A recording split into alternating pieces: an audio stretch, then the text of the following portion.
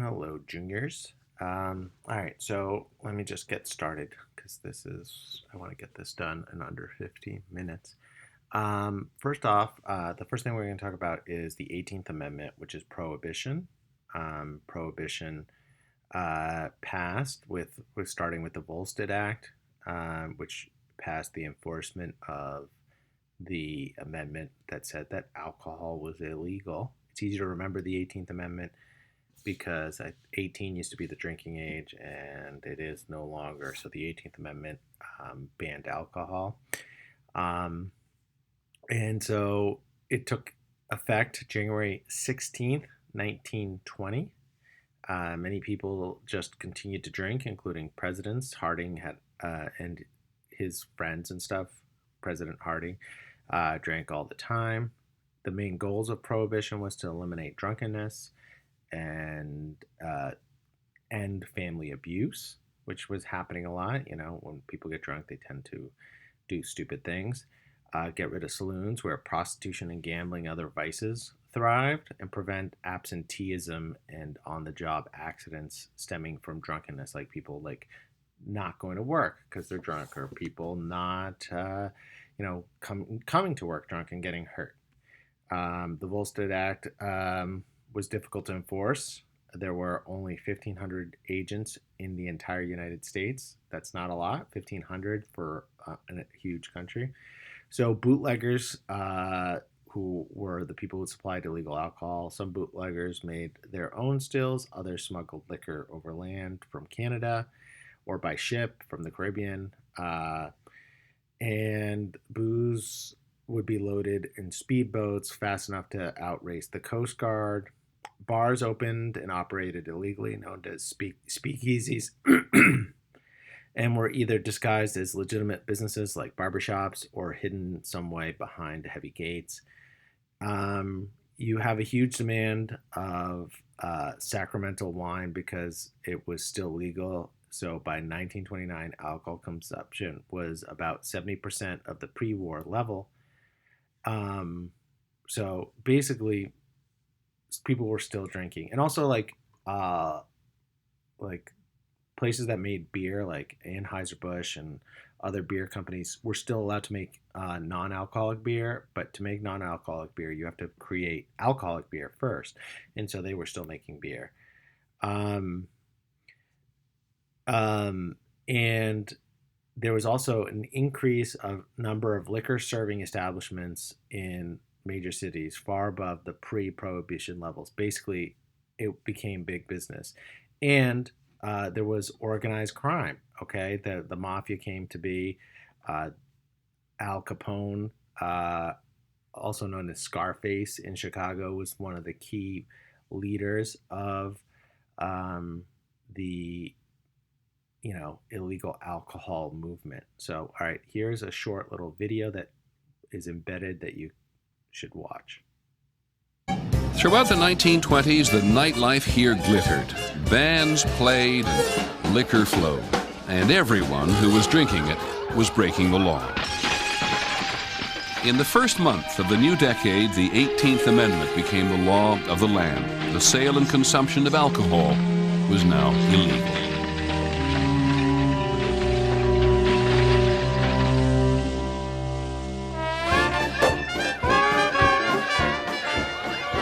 There was prohibition, but oddly enough, nobody paid any attention to it. You went to people's homes, they served dreadful things called orange blossoms, which was gin and orange juice. Revolting. And bad gin at that. Liquor was now sold behind closed doors in places called speakeasies. Proprietors took the risks and reaped the profits. It was good money in them days. I was 15 years old. I was riding around with a Nash convertible. We had 4 speakeasies. One by the Daily News, one by the Daily Mirror. You had a people, you let them in. Okay. A guy had to explain who he was, and he'd show you his ID or something, and you let him in. You get to know it was like family after a while. Every corner had a saloon on it. Of course, they were never raided by The cops were a big part of the business, too. People wanted to drink. It was a great game.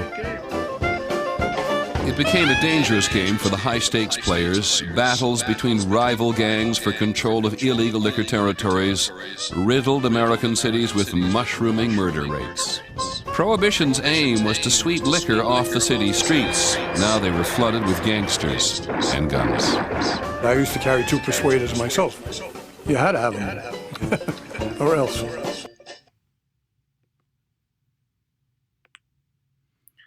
All right, so the flip side of the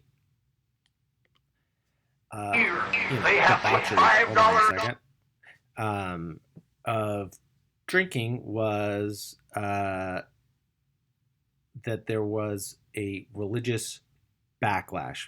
Religion becomes huge. People in religion start arguing that they needed to get the minds of people off of drinking, and that drinking was bad. And basically, religion kind of thrives when there is some debaucherous stuff going on. So this guy right here, I'm going to just show you just a little bit of his clip. His name is Billy Sunday, and he was evangelical preacher. And basically, he talked about how, bad drinking was and stuff like that. So I'm just going to show you like 20 seconds. Here, they have put $5 a barrel tax on beer. That means the people have got to buy and drink 32 million barrels of beer a year. It doesn't take a lawyer to figure out that if you do that, you take that much money out of legitimate channels of trade. You spend that much. Okay, so, and it basically started all these movements of religion, and they start challenging science and technology in everyday life.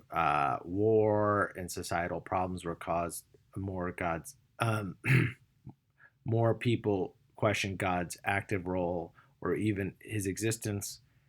And so some scholars were saying that the Bible had been written by a man and contradicted. So the response here was religious traditionalists published a series of 12 pamphlets called the Fundamentals, and there were fundamental Christians who were really, really like kind of gung-ho Christians. It was kind of like a third Great Awakening. Okay, so now we move on to the trial of the century. Okay, so the Scopes trial, which a substitute teacher came to a school in I think Tennessee. He started teaching evolution, and he gets arrested, and there's a big trial, and 2 major lawyers, William Jennings Bryan, who had run for president a bunch of times, and Clarence Darrow, who's a famous lawyer from Chicago, they both come down. Clarence Darrow represents Scopes, who's the substitute teacher, and Jennings Bryan argues the case for the state of Tennessee. And just watch this little clip, and then we'll finish talking about this. In one small American town, the forces of traditional religion and modern science would clash in a battle heard round the world. Here in Dayton, Tennessee, in the summer of 1925, one of the century's most famous courtroom battles would take place.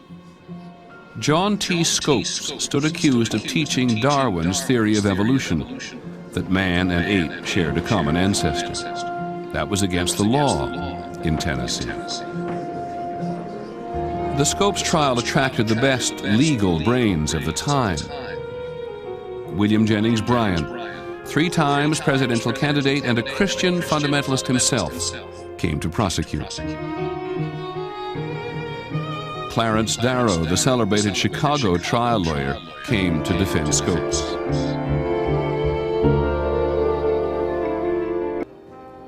Scopes trial became emblematic.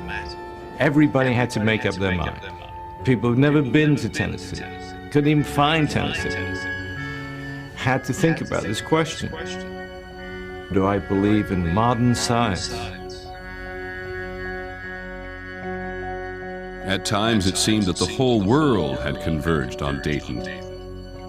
The aisles were filled and the walls were lined with newspaper people from England, from Spain, from France.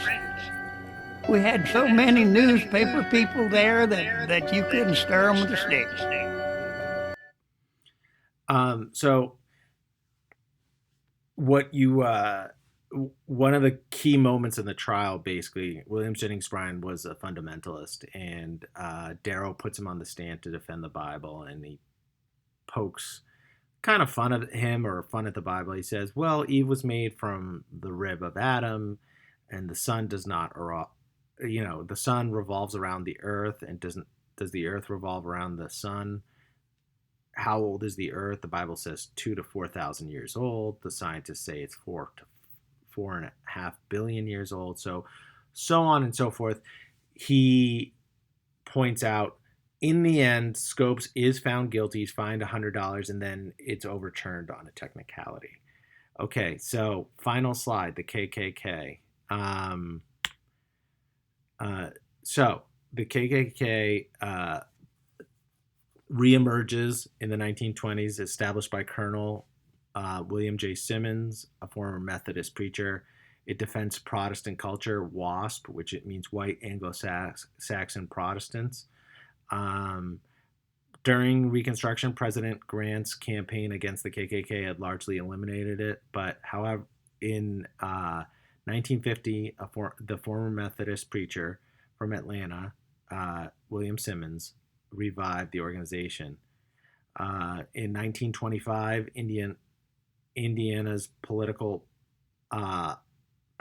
powerful Grand Dragon, David Stevenson, raped his young secretary.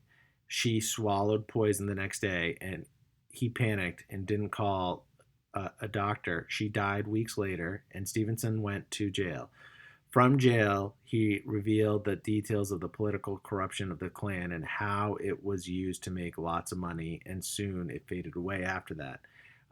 But here is a short little video on the KKK, and then you should do the assignment on the Scopes trial attached. They want the fruits of modernity. They want automobiles, electricity, radio. And at the same time, they want it to remain 1850, and they know they cannot have both. And this creates psychological tension within American society that is then looking for somewhere to go. And it goes into hatred towards immigrants, hatred towards people who are simply different. It goes into intolerance and into the Ku Klux Klan. Ku Klux Klan membership soared to 4 million in the 1920s. Almost everybody that was a good citizen in the South was a member of the Klan. I think they were encouraging morality by turning the light on immorality and deceit and unfairness. It created a great deal of, I'd say, consternation and debate and so on.